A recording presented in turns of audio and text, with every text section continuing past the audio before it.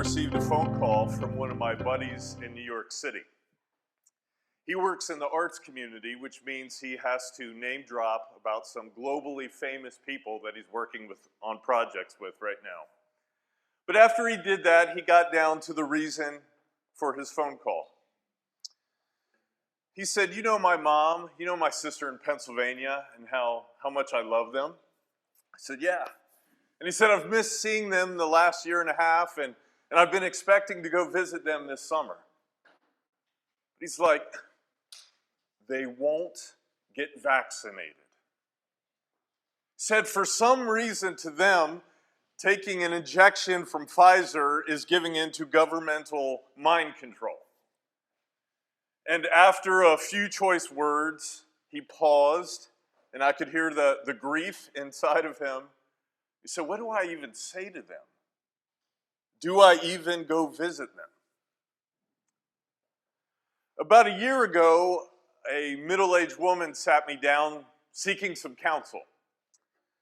She said, "I've always been so proud of my son. He's worked hard at school. He even got into a private college in the Midwest." She said, "But Brian, he's dropping out. And you know why? Well, he went on YouTube and there's some spiritual guru in like France or something. And so he dropped out so that he has time to meditate as this guru has advised him. And he's saving up his money to travel to France so he can sit at this guy's feet." And she said to me, "What the hell do I do with this?" Also last year, a young man called me. Newly married, it's supposed to be the season where it's exciting and fun and you don't have kids and carefree. He said, "Brian, my wife has gotten into, I don't know what you'd say, political causes. She feels that she wants to change the world. And there's a part of me that thinks that's great. But now every weekend she's going to meetings and she's joining new organizations and she has new friends and I try to be supportive, but I'm just not into it like her. And it feels to me like she's got her friends over here and I've got my friends over there and she's more passionate about this and I don't care. And what do you do?" Are you experiencing something similar to this? With someone that you care about, someone that you love? Maybe it's a parent or a sibling who, at least in your opinion, they're against what you would consider common sense. Or maybe it is a child who's making decisions that just to you seem to be ridiculous. Or maybe it's even your partner who's developing interests or values that you don't share. How's that going? That relationship. I mean, let me guess a little bit about how you've tried to handle it. Because you care about them, you've tried to just talk. If I could just share my opinion, if I can, forward them an article, they will see the light. And then they send some back to you and you say, I can't imagine there's a good person on the planet could believe this stuff. And so arguments ensue. But you love them, so you don't want to argue, so you apologize and you kind of get a little more distant. And then the cycle just keeps repeating. Well, as Pastor Ryan said, we are in this teaching series that we're calling Counterintuitive Connections. Spiritual wisdom for messy relationships. And as we have been saying, our relationships probably are the most important aspects of our lives. I mean, is there anything more important than your family or your close friends or the people you do life with? But we've also been saying, as much as our relationships matter, boy, are they freaking hard. And the scriptures do give us some insights, but at least for me, sometimes what I find here it seems strange. Now, the book of Romans is is one of the most influential documents in the New Testament. And unfortunately, like today, way back when in the first century in the ancient city of Rome, there were a lot of tensions between the Jewish people, the small minority, and the Gentiles. A lot of tension. And maybe it was only the new church there with brand new followers of Jesus was maybe the only community where people's primary relationships, primary social network consisted of Gentiles and Jewish people. And it was a mess. You see, the Gentiles, even though they were following Jesus now, they didn't grow up with the Hebrew Bible. Those stories didn't mean a whole lot to them. And kind of the Jewish pattern of being a separate people, to them seemed ridiculous. It was repressive, it was old school, it was bizarre, it was weird. Where the Jewish people were the small minority. And to them, the Gentiles had these very easy lives where they were comfortable, but the Gentiles seemed too loose morally and spiritually. The way they lived didn't seem consistent with a holy God. They were offended. And so these relationships were messy. And it's in this context that we find this guy Paul, who's kind of the main figure leading the early Jesus movement. And in this book of Romans, this large letter, he writes, we find in chapter 14, beginning in verse 5. Paul says, one person considers one day more sacred than another. Another considers every day alike. Each of them should be fully convinced in their own mind. Verse 7. None of us lives for ourselves alone, and none of us dies for ourselves alone. Whether we live or die, we belong to the Lord.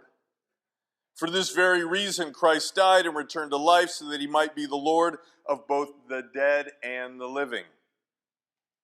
You then, why do you judge your brother or sister?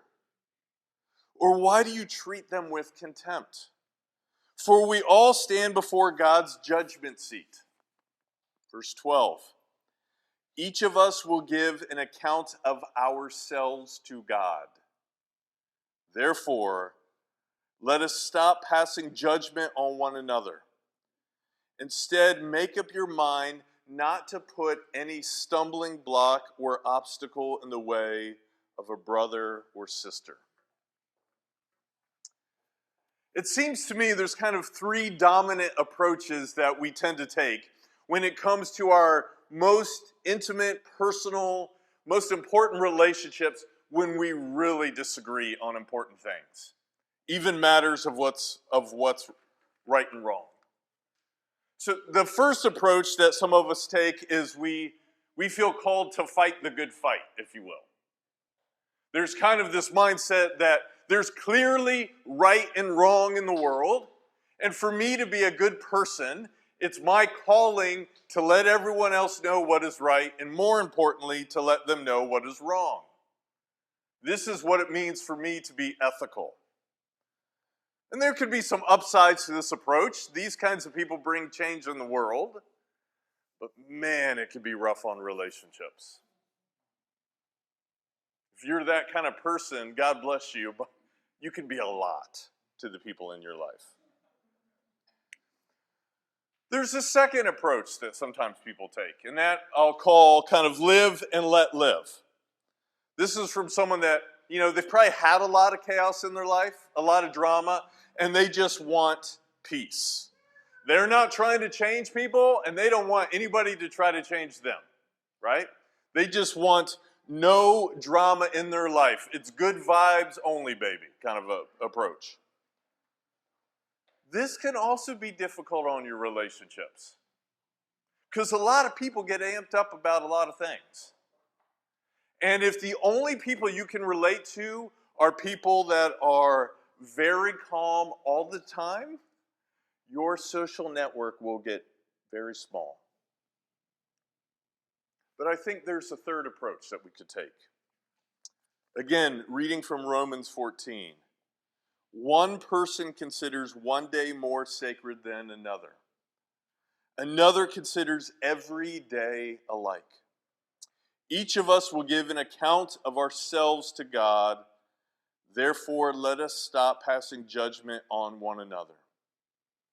So this third approach, I'm going to call kind of broken beauty, if you will. How's that for a phrase? And it's based on this assumption that every human being possesses something about them that reflects the goodness and beauty of our Creator. Everyone has something about them that mirrors ultimate goodness. But no one is God. And so everyone's kind of broken. And so that means just as everyone reflects something about God's goodness and beauty, everyone also has things about them that are kind of off, if you will. And so what it means to have any kind of relationship is to say, I value you, I care about you, I appreciate all the good things that I see about you, but I also expect that you're going to be different than me, and I fully anticipate that there are going to be some things about you that I find difficult or disappointing. This is what it means to be in relationship. And so if we are close, I value you, I care about you, but there's things about you I'm just going to have to leave to God to sort out. I'm not going to try to change my dad or my sister or my husband, but I'm going to stay in relationship to them. Now, assuming there's something to what I'm calling broken beauty, I want to describe, at least in my opinion, a few implications. They're Brian's opinion, so you can disregard if you want. But what might this mean, okay? If this viewpoint is accurate. Number one, it means you are weird. You are normal to you, but you are strange to almost every other person. It means that most people are not like you. And so you should expect that there are things that you care about, that matter deeply to you, causes that you feel called to be involved in, that other people who love you really won't care. And they won't be into it. And that's okay, because they're probably into some things that you are not. This is part of being in relationship to people. You know, it's interesting. Therapists also say that one of the signs that someone is struggling is they need everyone else around them to agree with them. Number two, remember, powerful people are literally trying to pull your relationships apart. I find I have to remind myself of this all the time. I mean, YouTubers and Instagram influencers and national politicians have a vested interest in pulling your relationships apart. What do I mean by that? Well, these kind of people have learned that if they can tell you that their cause or their values or their platform is always a matter of life or death, guess what happens? People give them more money, they get more subscribers, people vote for them. But the only way, or one of the implications of them doing that, means they get you geared up to the point that you're trying to convince everyone else you know to think like you. Powerful people are trying to pull your relationships apart. Number three, of course, some things are clearly right and some things are clearly wrong and are even worth offending others over. But do not automatically trust your initial perspectives on these matters. I want to be clear. I do think there is right and wrong and things of ultimate importance. I am not one of the nihilists from the Big Lebowski. But we are a broken beauty. We are not God. You and I do not naturally see things accurately. Yes, there are figures in the Bible. There are maybe one or two people even in this room who are called by God to publicly announce what is righteous and what is evil. But if you know anything about the scriptures, these kinds of people didn't come up with their opinions by reading something on Facebook or attending a seminar and then speaking for God. They spent weeks, months, years of their life fasting. They often lived alone, choosing lives of chastity to focus more on the spirit than their bodies. They prayed consistently. They studied the scriptures. They studied the history of Israel, the history of other cultures. They normally were not excited to be a mouthpiece for God. They only did it because they felt like they had no choice. This came from years of spiritual practice, not simply scrolling through their phone and responding to other people. There is a difference. Number 4, but I want to be very clear, abuse should never be tolerated. If you are in a relationship where someone is putting hands on you, get out now. If you're having a hard time, talk to Pastor Ryan. He will try to help you. If you are in a relationship where someone is threatening to put hands on you, get out now. If you are in a relationship where someone seems hell-bent every day to tell you how terrible you are, you probably want to get out of that too. I want to be very clear. However, if you're in a relationship with someone who says, I don't agree with you, I think you're wrong.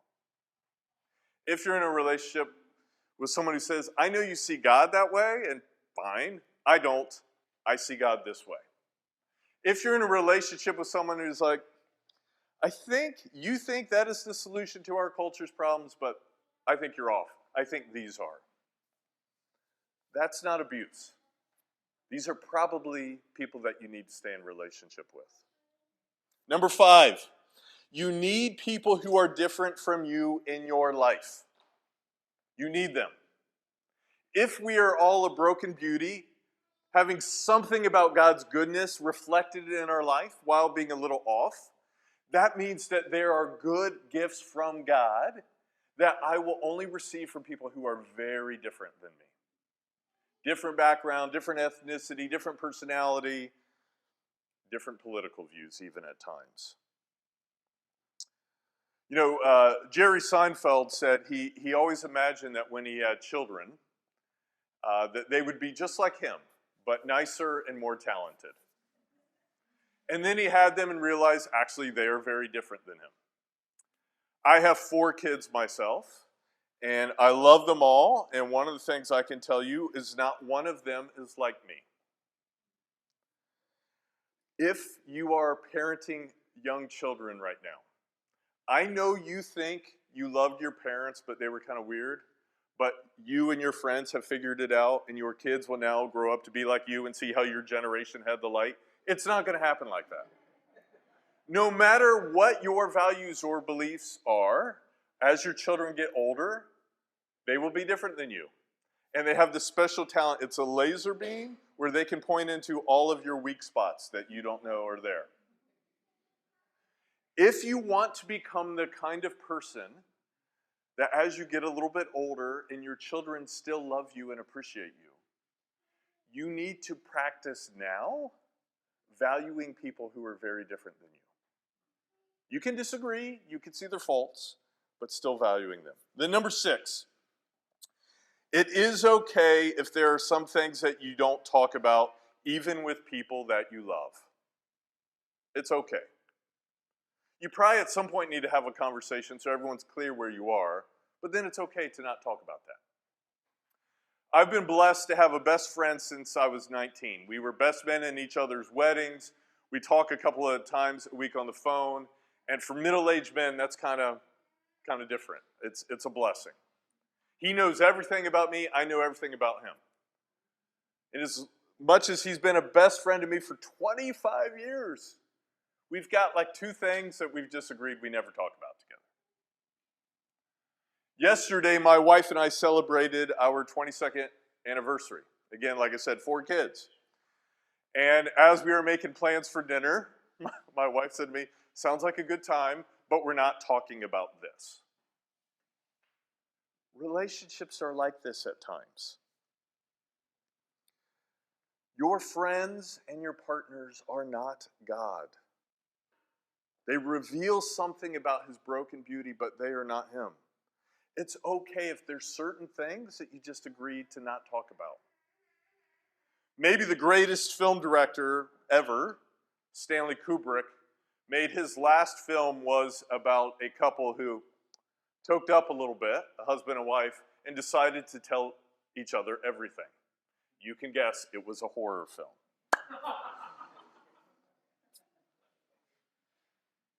Years ago, I was attending a work conference, and I showed up late like I typically do, and I was looking around trying to find an open table, and I saw one, but Tom was sitting there.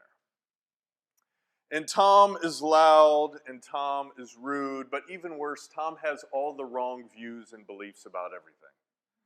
So I saw that seat, and I said, you know what, I'm just going to lean up against the wall. I'm fine. I can do this for an hour and a half. I can make it through. But as I'm scanning the room, as the seminar's going on, as I'm leaning against the wall, my friend Jim comes in, and he was also late, but he sits down next to Tom. And I can see across the room, they're chit-chatting, they're laughing, they're having a good time.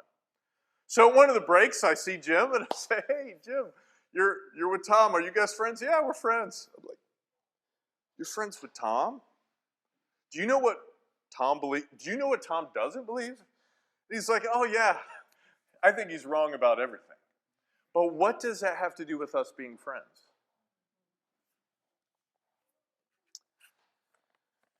Back in Romans 14, verse 9, Paul said, Christ died and returned to life so that he might be the Lord of both the dead and the living. So Paul is claiming that Jesus of Nazareth is the model that you and I are to follow, the one that we should be like. And if you know his story in the New Testament, it is a series of relationships with people who didn't get it at all. I mean, Peter and he were boys. They were as close as anyone. And there was a time when Jesus said, you know what? You are following Satan, Peter. That's what he thought of him. But they stayed in relationship. And then at Jesus' worst moment, when he's being unjustly condemned, when he's tortured, when he's sentenced to death, Peter even denies he knows him. And yet Jesus stays connected. On the cross, Jesus is saying, Father, forgive these people. They just don't know. I love them. They just don't understand. And then after he resurrects out the tomb, Jesus seeks out Peter. Maybe this is what relationships are like. Like Jim and Tom, like Jesus and Peter. Seeing the value of someone and staying connected with them while being very aware of where you think they're wrong and you disagree with them. The late therapist and rabbi Edwin Friedman said, I eventually came to define my marriage counseling, no matter what the cultural mix, as trying to help people separate so that they would not have to separate. What's he saying? It's kind of tricky. He's saying he realized that the way that people can have ongoing marriages is if they can separate, meaning that as an individual, I have my own beliefs, I have my own values, I have my own sense of self-worth that is not based on if you agree with me. That is not based on if you affirm all of my values. And if I am content in myself, at least according to Friedman, then you can have a healthy relationship. You don't have to separate permanently. But he said, if you need your spouse to make you feel good about who you are, if you need your partner to validate your existence, if you need your partner to be a mirror of everything you think and believe and care about, your relationships will be a disaster. Trying to help people separate so that they would not have to separate. You know, my friend Jim, who lives this vision of broken beauty relationships, not just with Tom, but also with his wife. One point, he found out his wife was having an affair with his next door neighbor. Eventually, he found out that actually his wife had had a number of affairs. And yet, he stayed with her. And if you would ask him how he did that, he would say, well, it was incredibly difficult at first, but it was also simple. It was clear to me that she was broken, and her brokenness had nothing to do with who I was or wasn't. She herself was broken. But I saw beauty there as well. There was a reason I fell in love with her. There was a reason I married her. But most of all, he said, I learned that my self-worth is not dependent on how my wife relates to me. I know things are off in her life, but my trust is in my Creator. I find my value in being loved by my connections with Him. And He is my model of how to relate to people. So I can stay. Who do you love? Who are you trying to love? Who is driving you crazy? Who are you connected to that what they believe or what they value is deeply concerning to you?